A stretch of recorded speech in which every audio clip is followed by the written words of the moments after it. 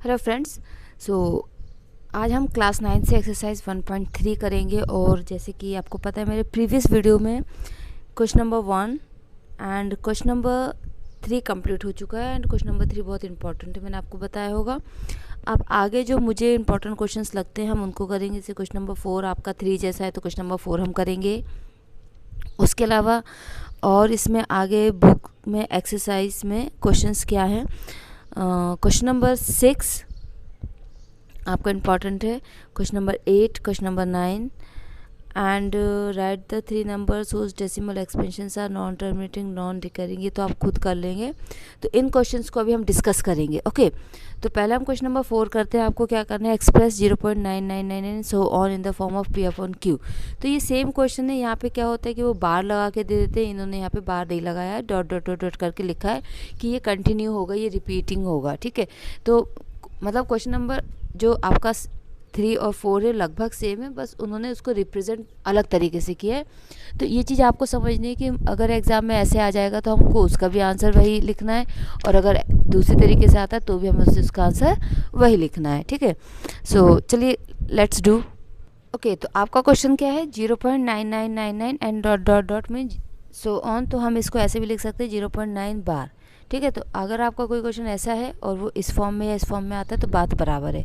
तो सबसे पहले क्या करेंगे, जैसे कि हम कर चुके हैं क्वेश्चंस को, हम इसको मानेंगे let x is equal to 0.99999 and so on. Next step क्या होता है, मल्टीप्लाइड बाय 10। ठीक है, तो हम इसको 10 से मल्टीप्लाई करेंगे बोथ द साइड, तो ये हो जाएगा 10x और ये हो जाएगा 9.99999 एंड सो ऑन। पॉइंट के बाद 9, पॉइंट के बाद 9, मतलब हम यहाँ पे इसको अब माइनस कर सकते हैं। ये आपका फर्स्ट इक्वेशन, ये आपका सेकंड इक्वेशन। तो हम क्या करेंगे, इक्वेशन सेकंड में से माइनस करेंगे इक्वेशन 1 को। Correct. Now 10x minus x हो जाएगा, यहाँ पे हो जाएगा 9.9999 माइनस 0.999। जैसे कि मैंने अपने प्रीवियस वीडियो में बताया है कि यहाँ पे पॉइंट के बाद सेम नंबर ऑफ डिजिट्स आप रखोगे। ठीक है, अब क्या हो जाएगा, 9x is equal to 9 and x is equal to 1। ठीक है, तो यही उन्होंने लिखा हुआ कि यू विल बी सरप्राइज्ड। ठीक है, यू विल बी सरप्राइज्ड, तो यही उनका एक ये है कि हाँ हम सरप्राइज्ड हो गए कि 0.999 तो क्या होता है, 1 होता है। मीन्स कि 0.9 जो होता है दैट इज़ इक्विवेलेंट टू 1। ठीक है, मतलब 1 के बराबर है लेकिन 1 नहीं है, ये ध्यान रखना। ठीक है, एक लगभग 1 के बराबर है बट 1 नहीं है। ओके तो ये आपका क्वेश्चन नंबर 4 हो गया है। अब हम नेक्स्ट क्वेश्चन देखते हैं कि कौन सा करना है हमें। Now next is question number 5. So what can be the maximum number of digits be in the repeating block of the digit decimal expansion of 1/17। इसमें आपको 1 को 17 से डिवाइड करना ही पड़ेगा, और डिवाइड करने के बाद आप चेक करोगे कि कौन सा नंबर रिपीटिंग है, कितने डिजिट्स में रिपीट हो रहा है। तो ये सिंपल क्वेश्चन है, आप इसको डिवाइड करके चेक कर सकते हो। क्वेश्चन नंबर 6 देखिए। क्वेश्चन नंबर 6 में अगर आपको याद हो, क्वेश्चन नंबर 1 हमने जब किया था, ठीक है, अगर आपने प्रीवियस वीडियो देखा है तो उसमें मैंने आपको बताया था कि कोई भी नंबर टर्मिनेटिंग है या नॉन टर्मिनेटिंग है हम कैसे पता कर सकते हैं, डिनोमिनेटर से। अगर डिनोमिनेटर में 2 और 5 के फैक्टर्स हैं, 2 है या 5 है या 2 और 5 दोनों हैं, तो हम ईज़िली बहुत आसानी से कह सकते हैं कि हाँ भाई ये टर्मिनेटिंग है। अगर 2 और 5 के अलावा कोई और फैक्टर है तो हम कह सकते हैं ये टर्मिनेटिंग नहीं है। ठीक है, तो यहाँ पे आप क्वेश्चन नंबर 6 को पढ़ो। Look at several examples of rational numbers. Means rational numbers के कई सारे एग्जाम्पल्स आप देखो।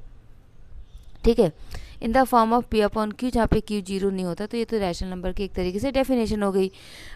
Where P and Q are integers with number common factors other than 1। उन्होंने क्या बोला है कि पी एंड क्यू जो होते हैं वो इंटीजर्स होते हैं जिसमें कुछ ना कुछ कॉमन फैक्टर्स होते हैं 1 के अलावा। p में भी कुछ कॉमन फैक्टर्स होते हैं और q में भी कुछ कॉमन फैक्टर्स होते हैं। फॉर एग्जांपल अगर हम लिखे 10/20 तो यहाँ पे p और q दोनों में 2 और 5 कॉमन फैक्टर्स हैं। या 15/45 लिख दो तो दोनों में 3 क्या है, कॉमन फैक्टर है। ठीक है, और 5 भी कॉमन फैक्टर है। तो p और q में कुछ कॉमन फैक्टर्स होते हैं other than 1 and having terminating decimal representation या फिर expansions. Can you guess what property Q must satisfy. तो अब बोले कि क्यू की क्या प्रॉपर्टी होना चाहिए। ठीक है, तो क्वेश्चन नंबर 1 में हम ऑलरेडी डिस्कस कर चुके हैं कि क्यू जो होता है, क्यू जो है वो 2 और 5 या फिर 5 और 2 के फैक्टर्स के फॉर्म में ही होना चाहिए। मतलब Q must have the factors 5 and 2, either 2 either 5, otherwise 2 and 5 both. ये फैक्टर्स Q के होना चाहिए, ये प्रॉपर्टी Q की होना चाहिए। ओके, सिंपल आंसर है। Next, write 3 numbers whose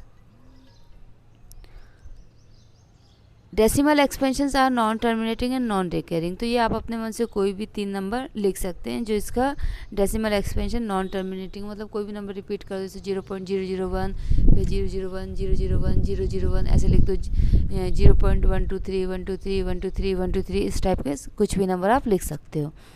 question number 8 में क्या है, find 3 different irrational numbers between rational numbers 5/7 and 9/11। इसमें प्रॉपर पहले आपको 5 को 7 से डिवाइड करना पड़ेगा, 9 को 11 से डिवाइड करना पड़ेगा। उसके बाद आपको देखना पड़ेगा कि दोनों के बीच में, दोनों में क्या नंबर्स आए हैं और किन नंबर्स को हम उनके बीच में लिख सकते हैं। ठीक है, आप करके देखिएगा, नहीं बनेगा तो बताइएगा, फिर मैं इसको आपके लिए सॉल्व कर दूंगी। क्वेश्चन नंबर 9 आप देखिए, classify the following numbers as rational और इरेशनल। तो ये ध्यान रखिएगा, रूट जो होता है, किसी भी प्राइम नंबर का जो रूट होता है वो हमेशा इरेशनल में आता है। किसी भी प्राइम नंबर का जो रूट होता है वो किस में जाता है, इरेशनल में। तो आपका रूट 23 जो है ये आपका किस में जाएगा, इरेशनल में जाएगा। इसके अलावा 0.3796 इसको हम P/Q के फॉर्म में लिख सकते हैं, तो ये आपका रैशनल में जाएगा। ये देखिए इसमें क्या हो रहा है, नंबर रिपीट नहीं हो रहे हैं, बट ये नॉन टर्मिनेटिंग होगा क्योंकि ये कंटिन्यू होता ही जा रहा है। ठीक है, 3 डॉट इसमें दिए, मतलब कंटिन्यू चलता जा रहा है, ये भी कंटिन्यू चलता जा रहा है, तो ये दोनों क्या होंगे आपके, इरेशनल होंगे। रूट 225, इसको रूट देख के ये मत समझिए कि इरेशनल होगा, उसका स्क्वायर रूट निकालने की कोशिश कीजिए। इसका स्क्वायर रूट 15 आएगा तो ये आपका रैशनल आएगा, क्योंकि 15 को हम 15/1 लिख सकते हैं। ओके, तो ये आपकी एक्सरसाइज 1.3 कंप्लीट होती है। कोई डाउट होगा प्लीज़ आप बताइएगा। Okay, thank you so much, bye bye.